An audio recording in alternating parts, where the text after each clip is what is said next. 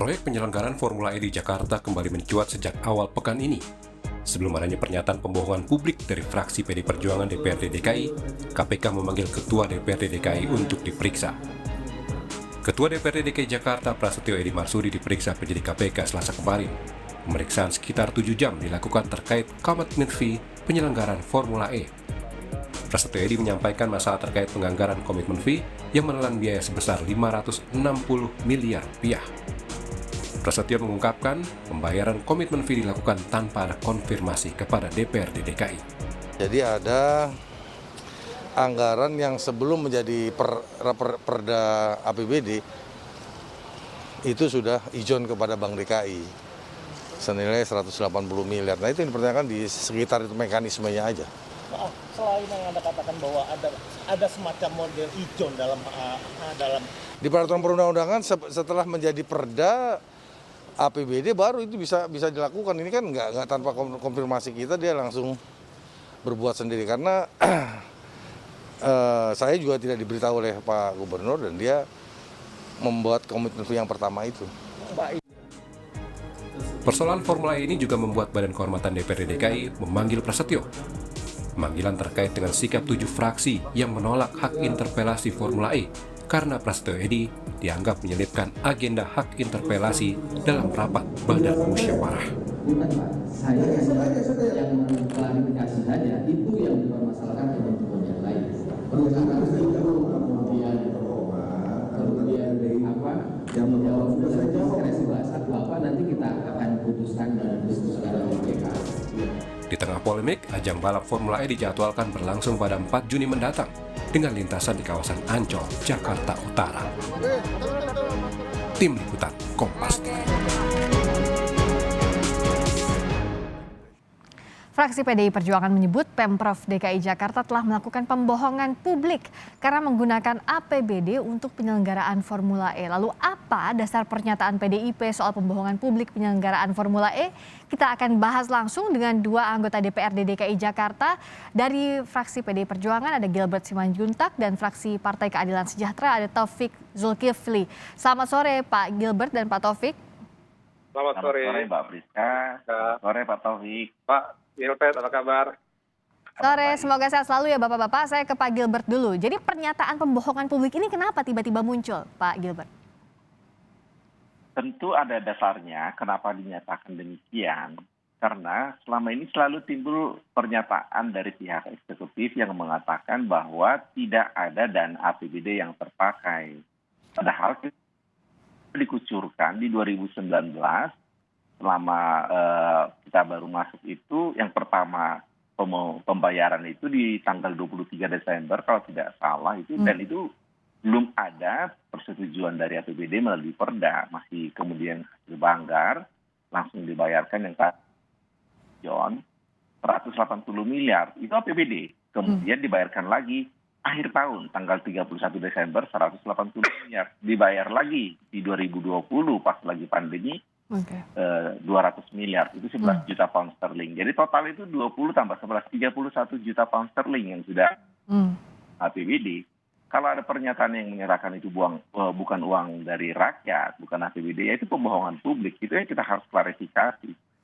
Oke. Saya kira itu yang... Saya minta dulu klarifikasi dari PKS. Nyatanya ada kalau datanya PDIP bahwa APBD yang digunakan 360M di 2019 juga 200M di APBD 2020.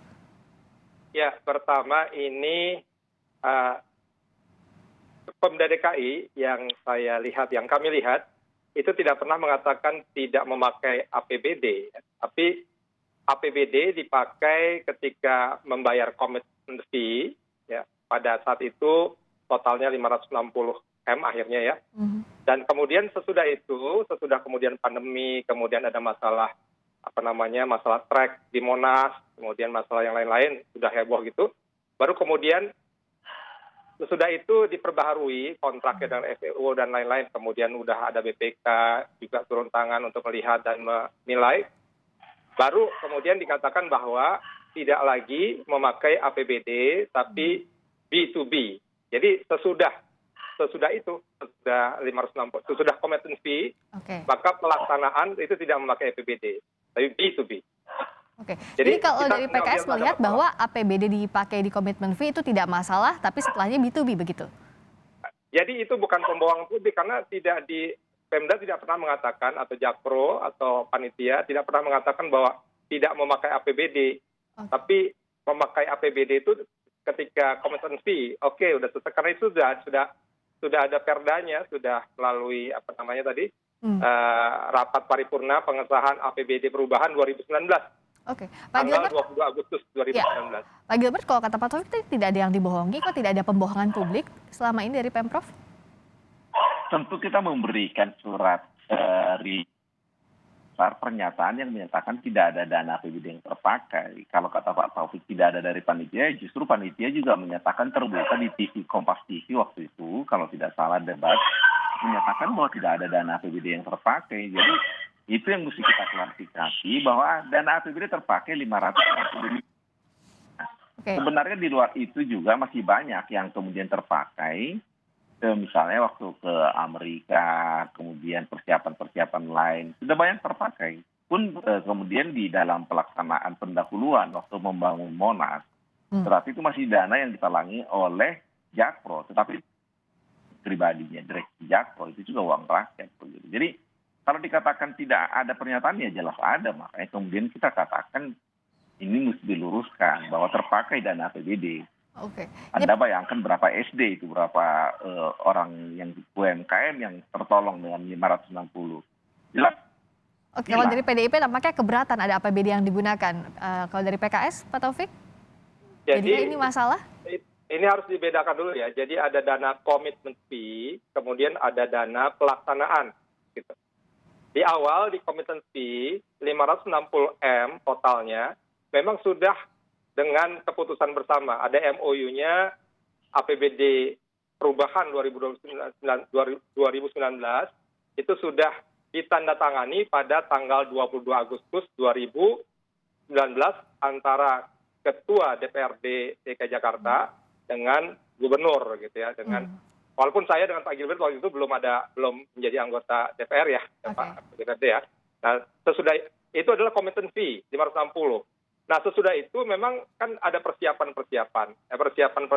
untuk pelaksanaan. Nah, itu memang kemudian tidak boleh memakai APBD lagi, pakai B2B. B2B itu kan artinya perusahaan dengan perusahaan. Nah, artinya ya dananya dana korporasi, ya, terserah nanti seperti apa, tapi kemudian nanti harus dipertanggungjawabkan secara korporasi, bukan secara APBD. Karena APBD tidak digunakan lagi ya untuk pelaksanaan ya. Jadi apakah bikin pembatas dan lain-lain di saat persiapan. Jadi kita melihatnya sudah cukup jelas dan sudah cukup on the track apa yang dilakukan oleh Jakpro saat itu. Oke, kalau pelaksanaannya bisnis to bisnis, tapi komitmen fee pakai APBD dan tadi diketahui oleh Pemprov maupun DPRD DKI, ada Ketua DPRD. Berarti kalau begitu Pak Gilbert gak ada masalah dong? Apa yang jadi masalah sebenarnya krusialnya? Begini, Mbak. Ada beberapa hal yang mungkin kita mesti sama-sama lihat sejak awal ini. Ini kegiatan yang bukan kegiatan mendesak, bukan kegiatan darurat, lalu dimasukkan ke dalam APBD perubahan. Kita sama-sama tahu ada undang-undang yang jelas ditabrak di sini. Bahwa undang-undang mengatakan yang boleh masuk APBD perubahan adalah untuk penyesuaian di tahun berjalan, pemasukan berapa, kemudian apakah target naik atau turun, keadaan darurat mendesak, dan kemudian penyesuaian terhadap rencana pemerintah pusat untuk jangka panjang. Semua itu tidak terpenuhi, lalu kemudian masuklah ini dengan anggaran sekitar 2,5 tahun pelaksanaan dari mulai 2020 hingga 2023. Tetapi ini dimasukkan di APBD perubahan tanpa memenuhi kriteria, dan kemudian kalau kita lihat seakan-akan APBD itu waktu itu diputuskan pada saat 2 minggu menjelang anggota 2014-19 mau selesai masa jabatan, lalu diketok, kami masuk, yang hanya menerima jadi, ya tentu berlangsung dengan begitu saja. Jadi Anda bisa melihat bahwa sebenarnya ini prosesnya begitu dramatis, dana sebesar 2,3 triliun diketok di APBD perubahan bukan hal yang mendesak, dan kemudian itu dilakukan 2 minggu sebelum masa jabatan. Kalau mau ditelusuri lebih lanjut, coba dicek hadir pada waktu rapat paripurna itu. Oke, Pak. Karena ini jelas itu ya, berarti kalau Taufik. soal B2B, itu bukan kemudian B2B-nya itu terjadi dengan sendirinya. Tetapi kemudian hasil pemeriksaan BPK mengatakan tidak boleh lagi menggunakan APBD. Oke, baik. Lalu harus dilakukan dilanjut. Saya tanyakan karena ini sudah keluar ke 560 Pak miliar. Taufik. Tadi ada beberapa notes dari Pak Gilbert. Salah satunya ini dramatis prosesnya. saya kira kalau Pak Gilbert mengatakan ini tiba-tiba kemudian ini tidak mengindahkan peraturan yang ada 2 minggu sebelum dilantik, ini kan anggota sudah sangat tracknya itu dari rapat Komisi E, bukan di zaman kita ya, zaman anggota DPRD yang lalu, kemudian sudah Banggar, sudah kemudian KUHP PAS dan seterusnya. Jadi kita nggak bisa bilang bahwa ini ilegal misalnya gitu ya. Ini terburu-buru. Ini 2 minggu sebelum kita masuk gitu ya, anggota DPR yang baru. Karena ini sudah jalan sama seperti rangkaian yang seluruhnya dari APBD tahun 2009, APBD perubahan tahun 2009 itu, yang jumlahnya sekitar 86 T atau berapa. Kalau kita katakan bahwa dana pengesahan dana community fee di APBD 2019 itu salah, maka semuanya yang 81 itu juga salah karena ditandatangan pada tanggal yang sama, 22 Agustus 2019. Apa yang mengganggu kalau PDIP melihatnya? Kalau tadi dianggap PKS bahwa ini tidak ada yang ilegal, semuanya legal prosesnya. Mbak Friska, kita harus melihat bahwa proses ini kan terjadi dengan dipaksakan. Kenapa bisa demikian? Saya kira itu yang kita tanyakan tadinya di interpelasi. Kenapa harus dipaksakan pada waktu itu sehingga kemudian seakan-akan yang mau selesai ini ya dengan tanpa mikir panjang, toh bukan tanggung jawab saya lalu ketok begitu. Jadi kalau dikatakanlah tanggung jawab 81 ya mereka sudah mau selesai. Dan yang seharusnya yang kalau mau ditelusuri lebih parah, kenapa diusulkan bukan yang 81 yang disalahkan? Kenapa gubernur mengusulkan ini di tengah orang sudah mau selesai masa jabatan sedangkan gubernur masih panjang sampai 2022 16 Oktober. Ya tentu yang 81 ini tidak terlalu mikir banyak melihat ini dikerjakan dari Komisi E. Komisi E juga mungkin sudah selesai masa jabatannya. Tidak bisa mengatakan bahwa ini kesalahan di DPRD, tidak. Inisiasinya awal dari ide ini adanya dari gubernur. Waktu tiba-tiba dari Kolombia, tiba-tiba dalam perjalanan pertemuan gubernur sedunia dari Kolombia, Bogota, langsung ke New York. Dan tiba-tiba tanggal 22 Agustus sudah tanda tangani MOU di New York. Apakah itu melibatkan 81 anggota? Ya tidak. Jadi kalau dikatakan bahwa itu DPRD, tidak. DPRD itu saya melihat tengah ditodong itu. Jadi jangan dikatakan kita yang DPRD ini kemudian menyetujui bulat-bulat. Saya kira psikologis tidak. Oke, Pak Taufik, lihatnya Ya, proses ini akan jadi masalah atau tidak ke depannya?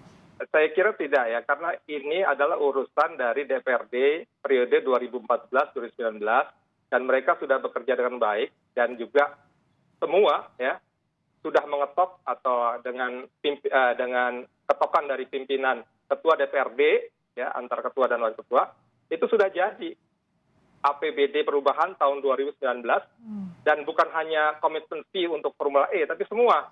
Nah kalau kita salahkan ini ada yang disisipkan atau apa, yaitu waktu itu kejadiannya adalah 106 anggota DPRD sudah menyetujui dalam sebuah rapat paripurna. Jadi alangkah lebih baiknya kalau kita melihatnya ke depan, jangan kita nyalain orang yang lalu berarti kalau seperti itu. Oh iya, kalau PKS lihatnya yang sudah, tapi berikutnya proses ke depannya soal penyelenggaraan Formula E yang harus diawasi. Terakhir PDIP dari Pak Gilbert singkat saja. Jadi sekarang apa yang dilakukan dari PDIP? Karena kan ini sudah berjalan ya, sudah diketuk. Kita juga melihat ke depan, justru ke depan ini lebih banyak masalah. Apakah kemudian kita membiarkan 560 miliar itu sia-sia begitu saja? Jadi langkah dari PDIP? Apakah kemudian bagaimana? Langkah dari PDIP apa yang dilakukan terkait ini? Ya kita minta itu ditunda karena kalau tidak dilaksanakan sekarang makin rugi. Itu yang kita minta. Oke. Waktu kemarin. Nah kalau ditunda saya kira makin rugi juga tuh. Lebih rugi kalau ditunda ya. Lebih rugi kalau dikerjakan sekarang. Kalau ditunda belum tentu. Karena dengan kondisi pandemi sekarang tidak ada penonton. Dan hasil audit BPK juga mengatakan tunda dulu. Kaji ulang. Apakah BPK ada tidak mengatakan itu BPK hasilnya BPK memberikan tetapi kemudian tidak dikerjakan. rekomendasi kecurangan. antara lain adalah Nah, kalau bahwa kita dana yang melihat dipakai lagi, adalah dana bahwa dana yang dikucurkan ini tidak akan kembali. Ini adalah kehilangan yang sia-sia sebenarnya. Baik. Pak Gilbert, Pak Taufik kita lihat ditunda atau jalan terus, ini yang akan dipantau ke depannya. Sedikit lagi, Baik. Mbak. Saya Sudah tidak habis melihat waktu bahwa ini kita. akan bisa dilaksanakan. Oke, baik. Kita akan lihat nanti bagaimana penerapannya, lanjut terus atau akan ditunda Formula E ini. Terima kasih atas waktunya di Kompas Petang, atas diskusi sore hari ini, Pak Gilbert juga Pak Taufik, sehat selalu. Ya.